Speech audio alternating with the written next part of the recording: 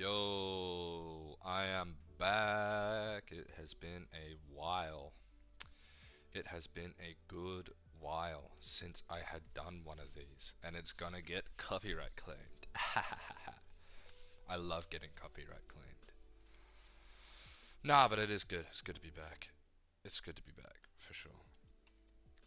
I am glad to be reading this book again. It has been too long, and I I'm kind of worried that I've forgotten where I was up to, because I checked my last stream and I was making references to earlier parts of the book, which I've more or less forgot. Um, but I'm gonna keep reading it because I've started and I don't want to stop.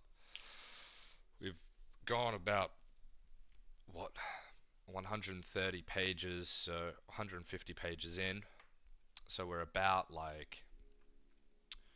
if 50's 10%, then we're about 30% of the way through, which is pretty good. Let's continue. I'm in my next semester. I did my exams, passed all my units. So let's get back into reading Aristotle. Aristotle. Anyway, I'm gonna stop talking. The polemic against the followers of Protagoras continues, as does the different treatment of serious heuristic objections. Heuristic. What does that mean? Characterized by debate. Heuristic. Ah, yeah. I remember Googling that word because I didn't know what it means. Heuristic objections. The main lines of Aristotle's argument against Protagoras are as follows. If anyone claims that whatever appears is, he must accept everything as relative. Even if he does this, he will have to acknowledge that things do not appear absolutely, but only relative to particular observers, times, etc. When this is fully accepted, even the equation of appearance and being does not pose a threat to the principle. If the opponent continues, heuristically, to reject this, he will either have to accept that everything is relative, which is in fact absurd, or allow there is something true or false irrespective of what anybody thinks. Moreover, the very structure of thinking about something requires that there be a thing thought about as well as a thing thinking. I see. One thing which I do like about Aristotle is I kind of like presuppositional apologetics. I think that the problem, this is a tangent, but the problem with um, what would you say, not non-presuppositional apologetics, but classic apologetics, where you argue from a principle to God, is people, I find, just sort of reject it. Like, it's it's one of these weird things where, you can make a fully coherent argument to, from epistemology and metaphysics to a first principle type of thing. But, if you explain that to someone, I've explained that sort of, you know, view to someone and they've just been like, yeah, and they just stare at me blankly and I'm like, okay, so there's no real point in doing this. But with presuppositional arguments, I feel like it makes it easier for people to engage with your view because you're arguing against their view, rather than arguing for your own view. And somehow, I don't know, it makes it more engaging for people, I find. Anyway, let's read. Let's not get. I'm gonna try and not get too distracted.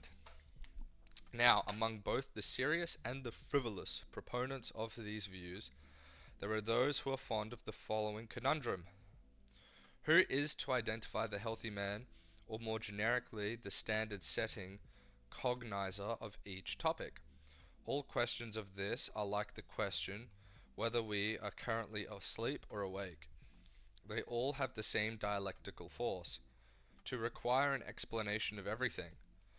What they are after is a foundation, to be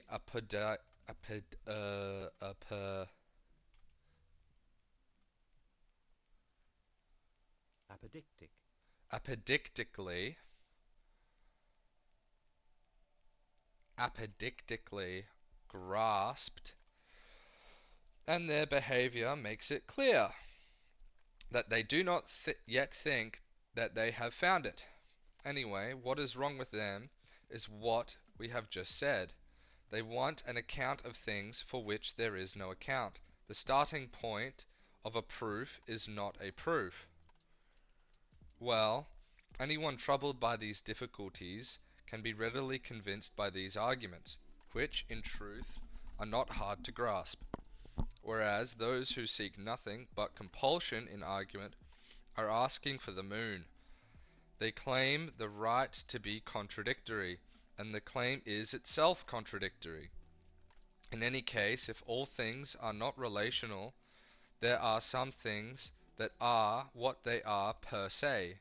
Then it will not be the case that all appearances are true. After all, what appears to some subject, and anyone who says that all appearances are true, is making all things thus relational. Hence anyone who is looking for a knockdown argument here and also is willing to be subjected to scrutiny, has to fence himself by shifting from the claim that all appearances are true, simpliciter, to the claim that all appearances are true relative to a subject, time, sense, and context. Any other attempt to defend the position will lead immediately to a contradiction, or to contradiction. For something can seem honey to the sight but not to the taste. Or, given that we have two eyes, things may not seem the same the things may not seem the same to the sight of them both, and even of their being dissimilar.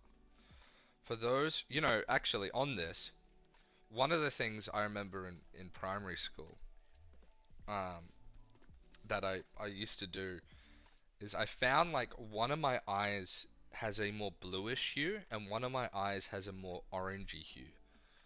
And I would like sit there like some sort of autistic kid in class, just like closing one eye at a time and looking at like the teacher with one eye closed and being like, "Oh, now he's more blue. Oh, now he's more orange. Oh, now he's more blue." I don't know. I used to find that like so kind of weird and wacky. But when I'd open both eyes, it would go back to being like the right, like a balanced hue. Not too bluish, not too orangey. Anyway, so let's continue. For those who assert the truth of appearances for the reasons given above, and for this reason all things are equally true and false. For neither do all subjects share the same appearance, nor does the same subject at all times. In fact, the same subject often experiences opposite appearances at the same time. As touch says there are two things in a crossing of fingers, and sight one. But there is nothing that appears differently to the same sense in the same respect and in the same way at the same time. So at least this claim would be true. So perhaps heuristic, as opposed to sincere.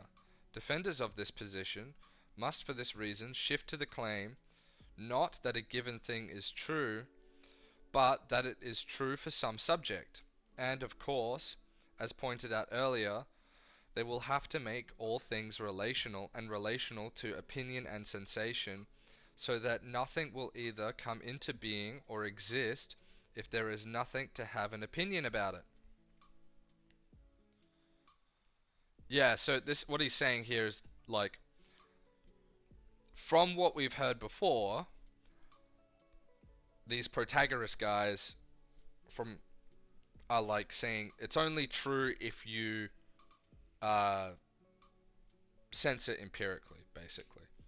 And then the conclusion of that is, well, that means that only it basically implies that what makes something true is the sensory experience of it, because things can change depending on time and place and character and so on.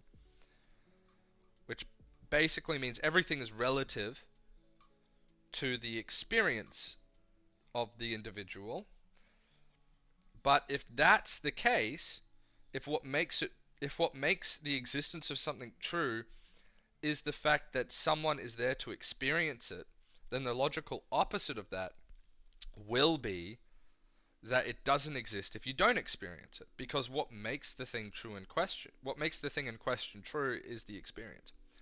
So this Protagoras guy would say that if a tree falls down in the forest and no one is there to hear it, it would not make a sound. You would have to accept that if you're accepting as far as I can tell, an empiricist um, epistemology, which is what Aristotle's arguing against. Yeah, and I think empiricism is just like, it's one of those views that is kind of silly because it relies on a claim that the belief system can't justify.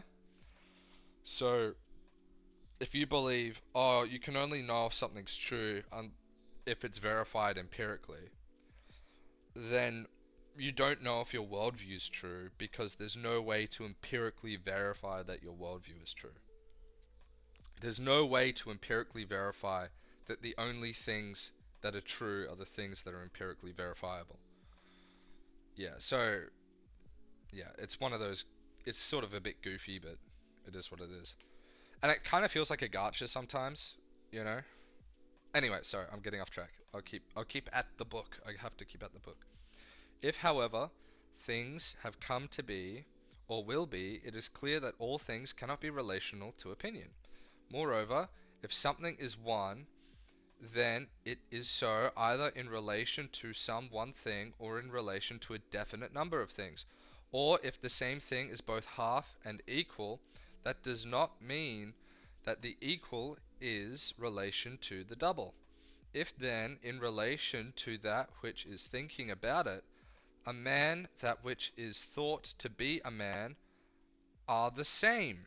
Ah, I didn't even think about that. Because if you say something's only true if it's empirically verified, one of the side effects of such a worldview would be the fact that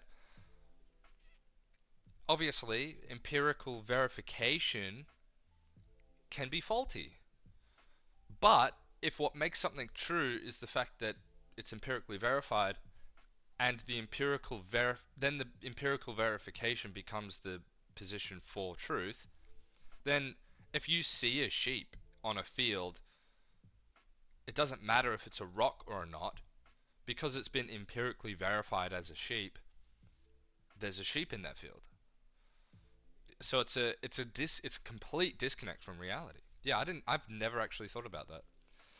Then it will turn out not to be one doing the thinking, but the one that is the object of the thought that is the man.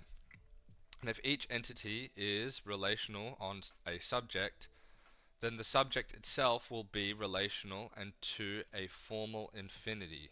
Okay, I don't get that last bit. If I had to try and figure it out, I'm guessing like, is he saying like if each entity is relational on a subject, then the subject itself will be relational and to a formal infinity?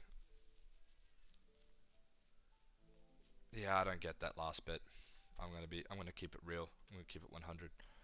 Our discussion has reached three conclusions. One, the most secure of all beliefs is that mutually contradictory statements cannot be jointly true.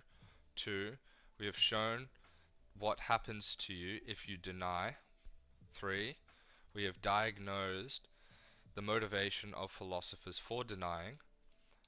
But if we accept that contradictions cannot be jointly true of the same thing, it is also clear that nothing can jointly have opposite properties, for one of a pair of contradictories is as much a privation as a contradictory, and a privation of a substance and a privation is a negation with regard to some determinate genus.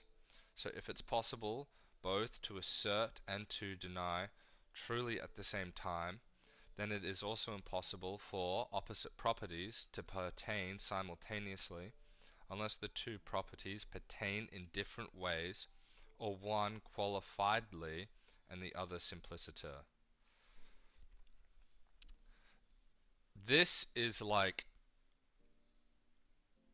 a really good basis for any worldview, I think.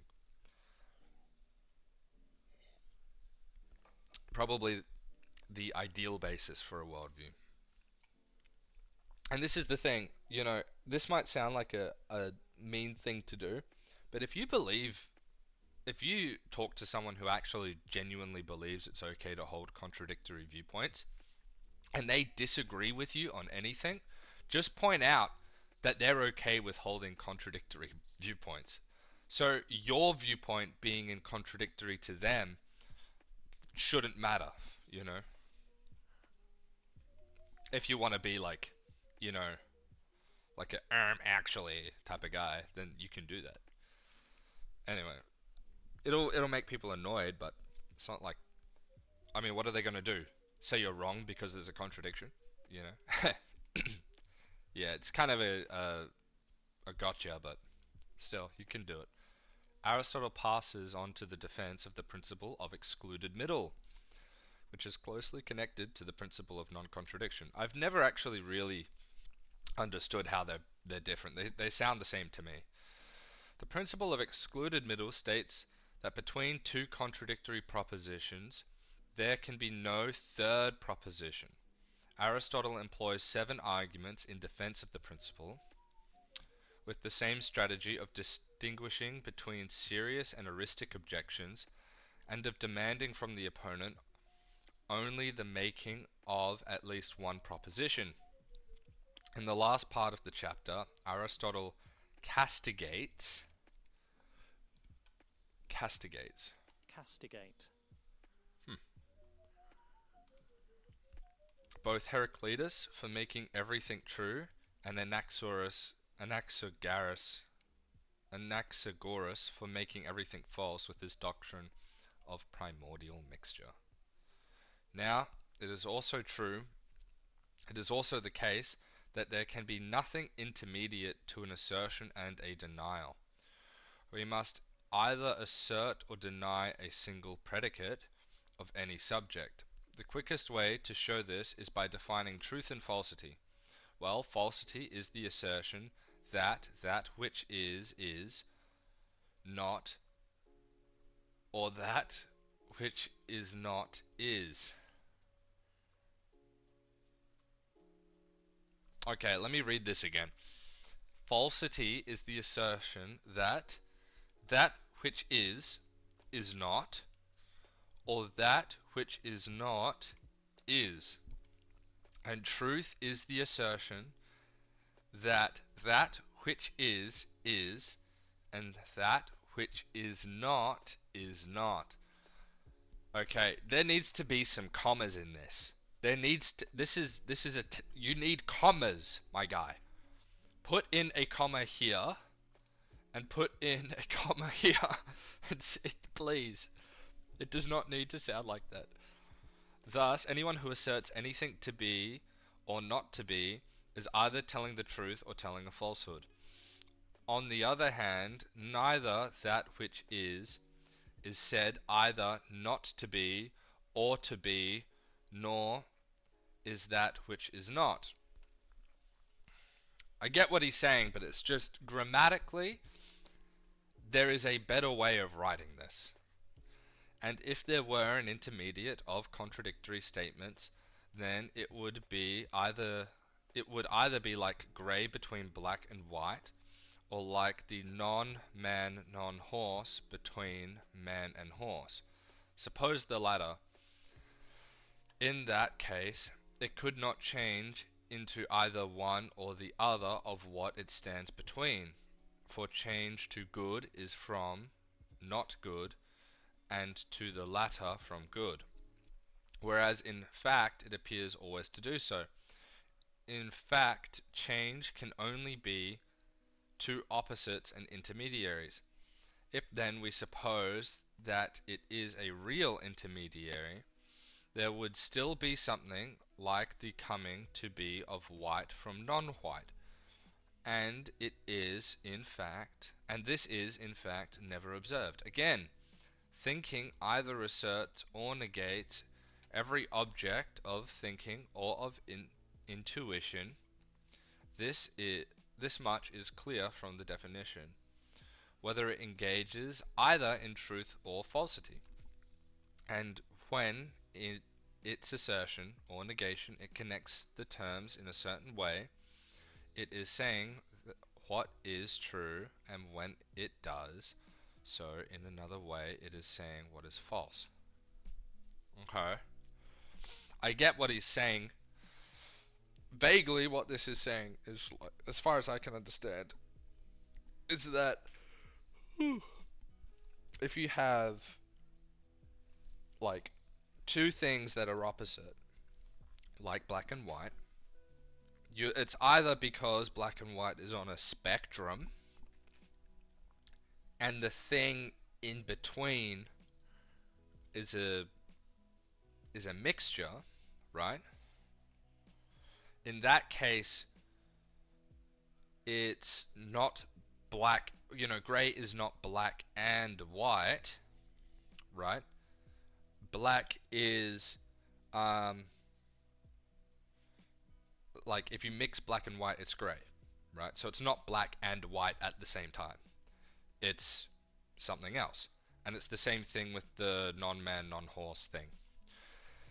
It's like a centaur is not a man and a horse. It's a different thing. Even though, so, and the argument he's making is if, as far as I can tell, like, if it was actually black and white, then it would have to come into being white. If some, and considering, but then if it has to come into being white, as in if it has to change from gray to white, then it was never white in the first place. So that's sort of what he's getting at.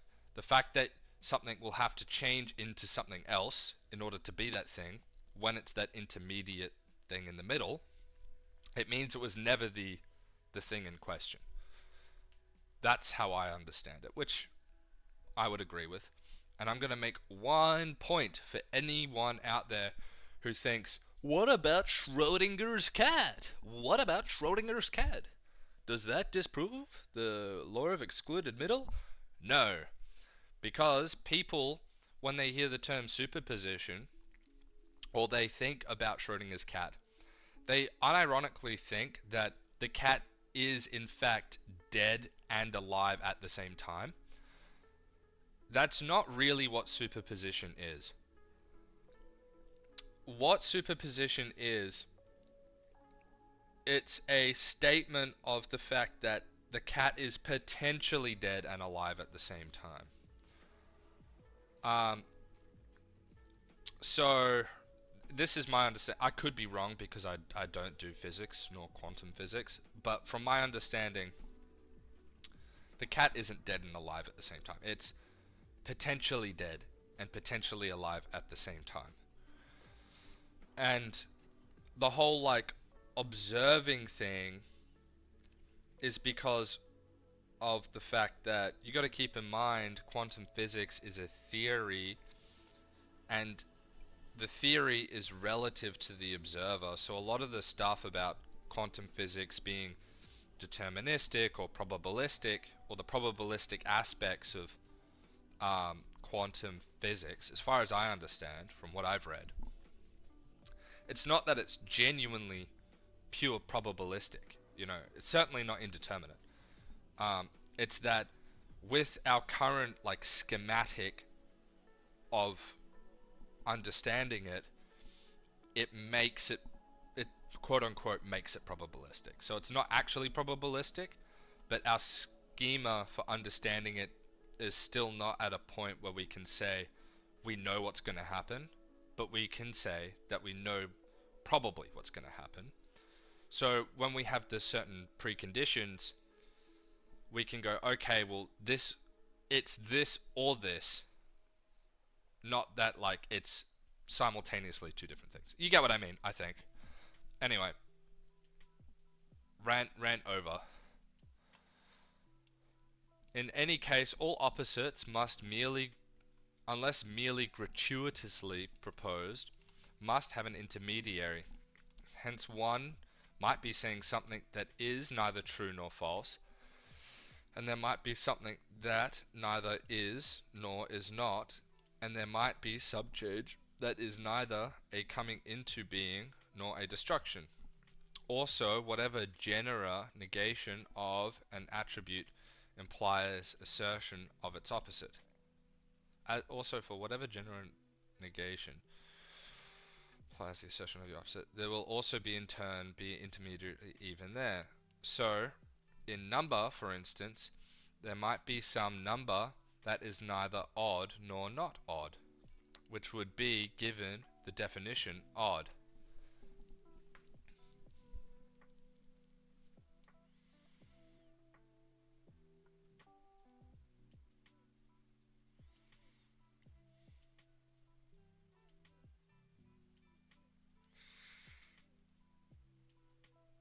I don't get this. So that in number, for instance, there might be some number that is neither odd nor not odd, which would be, given the definition, odd.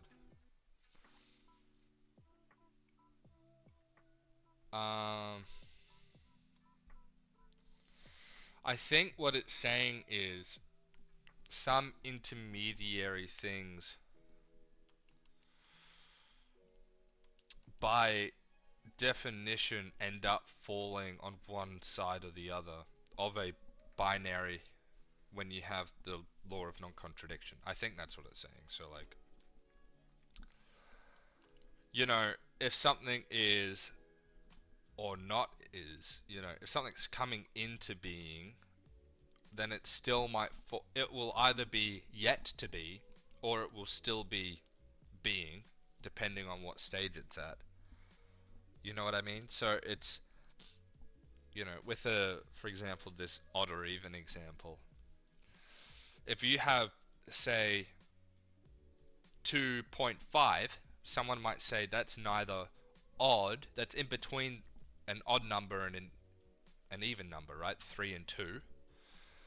But 2.5 is an odd number because it's 2.5.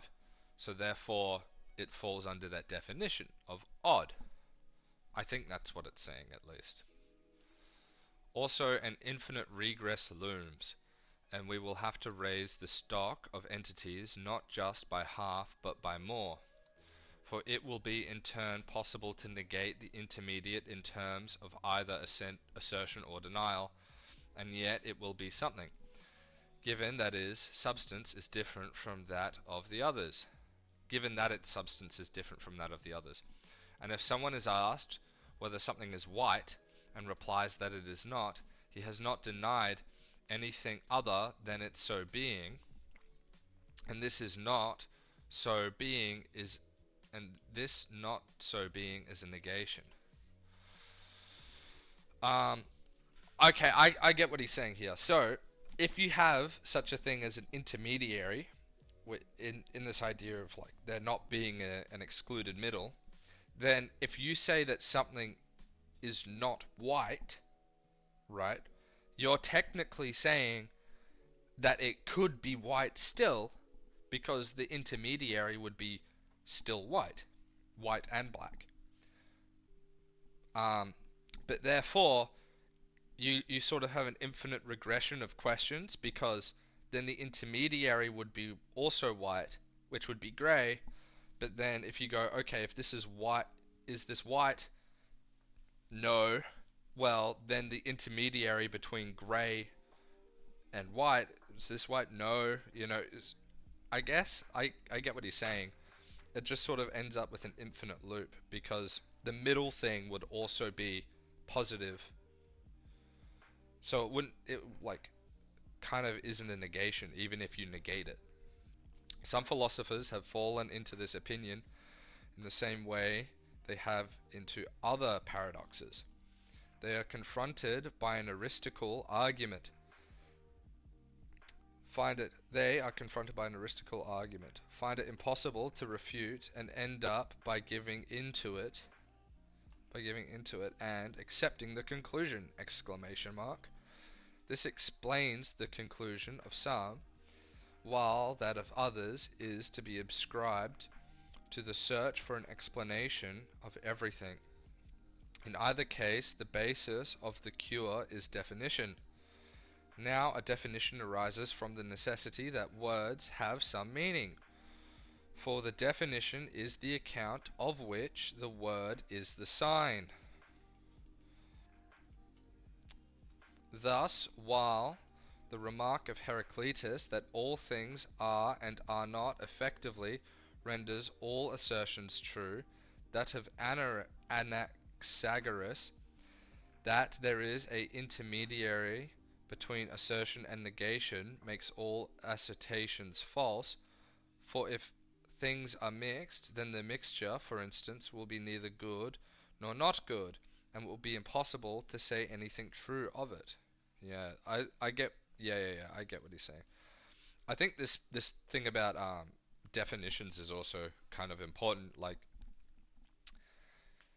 a definition being like the set of terms that account for what the word means, or what the word is a referent to. Because a meaning, it's a referent to a particular meaning. Any word is a referent to a particular meaning, right? Aristotle concludes a book devoted to logic by rejecting two claims which both account to a rejection of the principle of non-contradiction. First, he deals with the... Wait, is gamma 8 the last of gamma? Oh my gosh, it is. That's crazy. First, he deals with those who claim either that everything is true or that everything is false. Each of these claims is in fact self-destructive. If everything is true, then is so the denial that everything is true. And if everything is false, then so is the claim that everything is false. Secondly,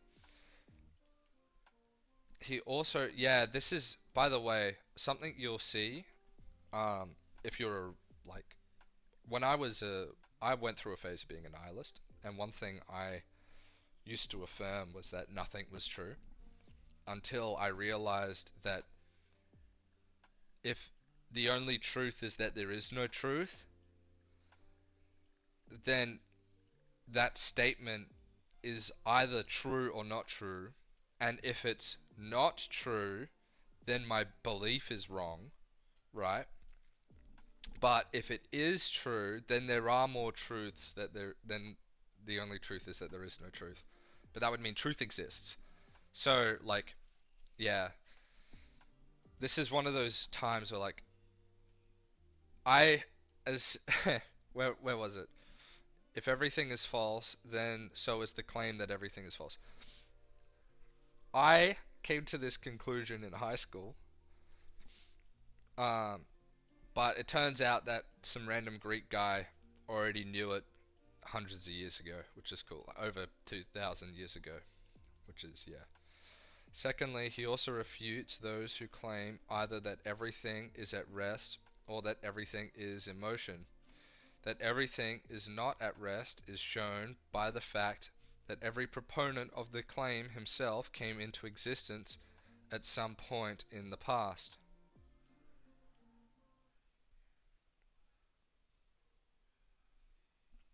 That everything is not in motion is shown by the fact that for anything to be in motion, there must be something which is not in motion. And also by the fact that there are some things that are eternal.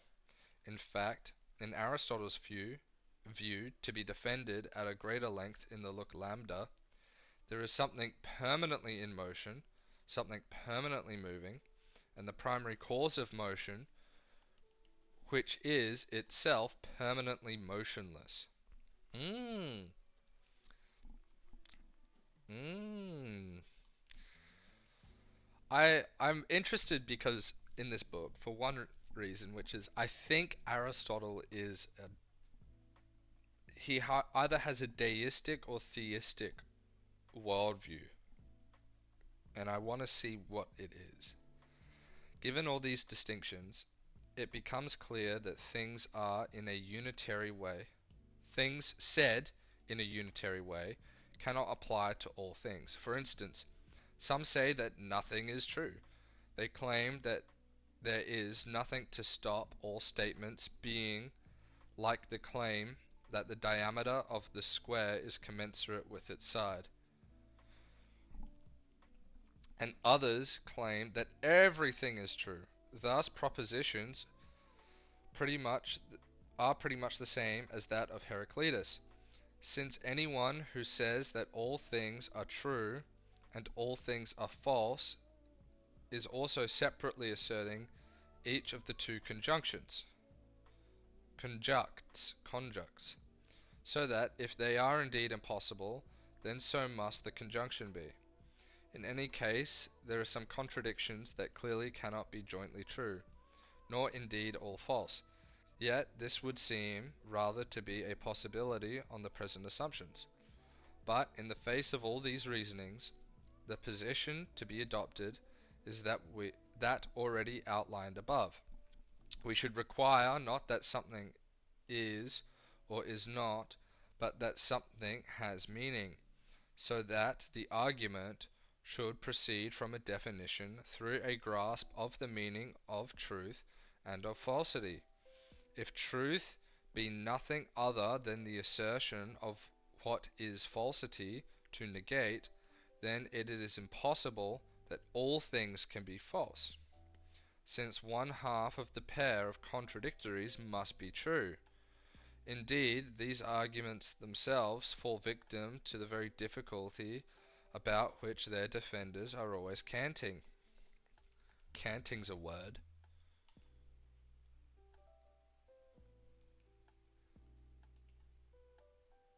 Cant. Dated? That's funny. You know, one of the funny things about Google is like there's dated, there's formal, and there's literary, and there's also archaic. There's some words where it just says archaic. It's so old that it's archaic, but it's still in the dictionary. They effectively destroy themselves. For if anyone says that all things are true, then he is making even the negation of his own claim true, so that his own statement in turn is not true. That is, after all, what its negation asserts. Yeah, that's why he's saying before, if you have a bunch of contradictories, half of them have to be true. Either the assertion or the negation is true. While if anyone says that all things are false, then he is making his own claim to be false. And if the first claimant accepts the contradiction of his claim on the grounds that it alone is not true, and the second accepts his own claim as not being false, nevertheless they still require an infinite number of statements to be true and false, since the statement that says that the true statement is true, and so on ad infinitum. Yeah, okay, so this is the paradox, right? If you say um, everything is false, then the statement everything is false has to be true in order for everything to be false. But that statement, the words everything is false, would also have to be false. But then if that's false, then you could say, in this worldview, then the statement it is false, that everything is false, would also be a true statement. So then you'd have to go back and say the statement that everything is false, would be then true, but then you have to say it's false because of your belief system, and so on and so on and so on and so on. Which is obviously, like, I mean, a complete paradox. It is, by the way, similarly clear that all those who say that all things are at rest, or that all are in motion are also wrong. For if all things are at rest, then the same statements will always be true and false. But it is clear that they change. Indeed, the speaker himself was not at some time in the past, and will not again be at some time in the future. Yeah, okay, I get what he's saying. So if everything's in motion, if everything's at rest, then every statement. Hold on, let me try and wrap my head around this.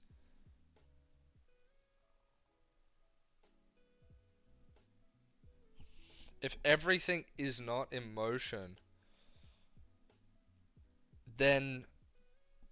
Okay, I get it. If everything was not in motion, then you'd have to accept views that are contradictory.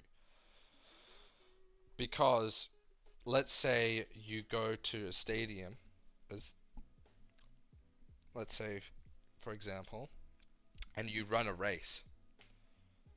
If everything was not in motion, then it would be correct to say at whatever physical point that person is in, he was always in that place and he will always be in that place.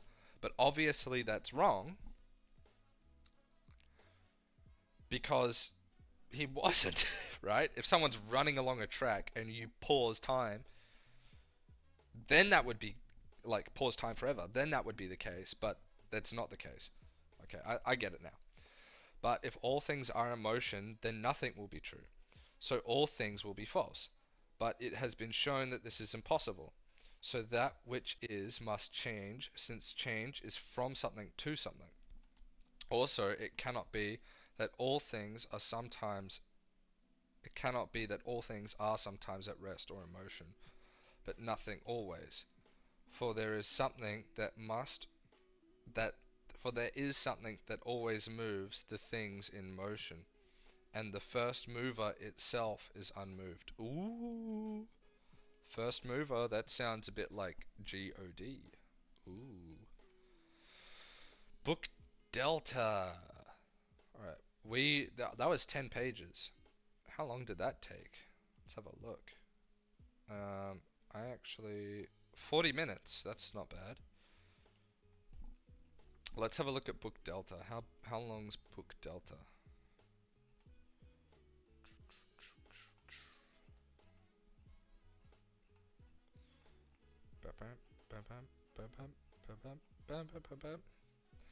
See, now we're getting into like actual metaphysics here, which, by the way, I really needed to read this because I tried picking up a book called Treatise on the First Principle by a guy called Duns Scotus, and the like language, I mean, it was all in English, but the language was so foreign to me in terms of like the primary, the posterior, you know, the jargon.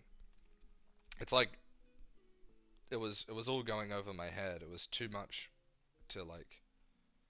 So it's 30 pages, 38 pages long. I reckon what I'm gonna do is next stream I'm gonna tackle all of Book Delta in one go. This is a shorter stream, but it's probably better that way, just like to get back into it, to sort of warm up again, you know. Yeah, so I'll probably end it there. Sorry to anyone who wanted more, but we got through Gamma. Got through Gamma, all presuppositional arguments, which I'm down for. And now we're getting into the actual metaphysics of the book Metaphysics. Alright, so thanks for anyone who stayed around. Do I have any viewers? Can I check? Um, no, I don't. That's okay. That's fair enough. So, if you watch this video as like a recording of the live stream, thank you. I am Sinner. That is all, and I will see you guys in the next one. Please like and subscribe.